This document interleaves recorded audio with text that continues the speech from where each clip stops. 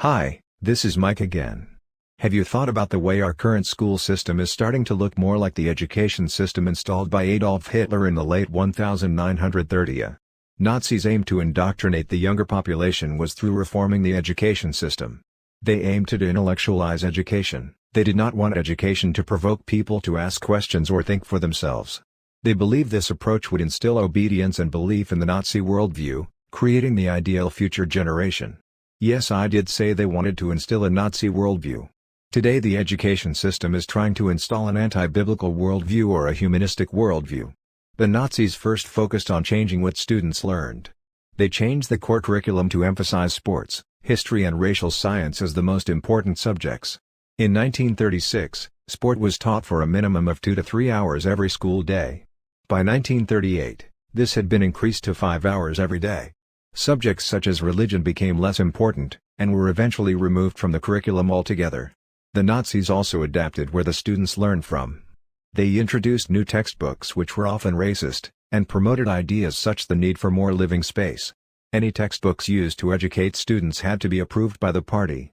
The Nazis also placed great emphasis on who the teachers were. Under the restoration of the Professional Civil Service Act of April 7, 1933, just 3 months after Hitler became Chancellor, all Jewish teachers, and teachers with undesirable political beliefs, such as communists, were dismissed. This act also made membership of the Nazi Party compulsory for all teachers. The National Socialist Teachers League, creation in 1929, became responsible for the control and education of teachers following the Nazi rise to power. All teachers were required to attend a 1-month compulsory Nazi training course, which emphasized Nazi ideology and the importance of advocating the regime's ideas. In universities, all Jewish professors were dismissed. This had a large impact, as these professors made up 12% of all German professors. This group also comprised 25% of Germany's Nobel Prize winners.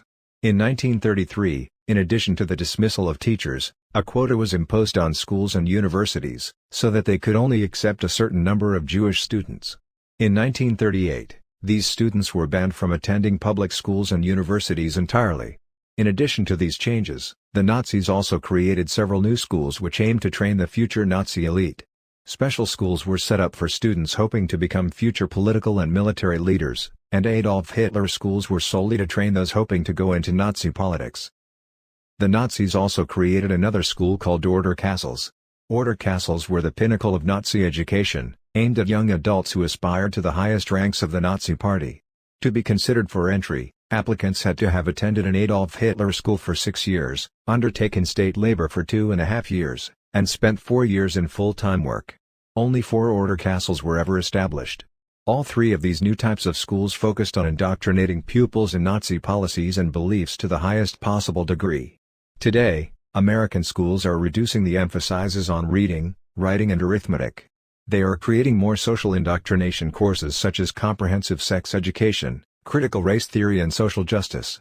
All these new courses are designed to dumb down America's students with a long-term plan of educating them to become workers in tomorrow's workforce and to carry out the ideas of the New World Order. It is no wonder American students continue to achieve lower test scores in the traditional academic subjects while spending more money per student than ever before. When will parents wake up and stand up to the schools to get back to academics and away from indoctrination? We need to eliminate the Department of Education and put education back into the hands of parents.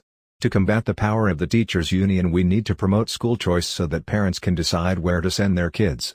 If you want to make a difference, set up a local cultural impact team to monitor your local school board, run conservatives for your local school board and push for school choice in your state. If you want help in establishing a local cultural impact team, contact Nehemiah Reset at info@nehemiahreset.org and we will send you out some material to help you get started.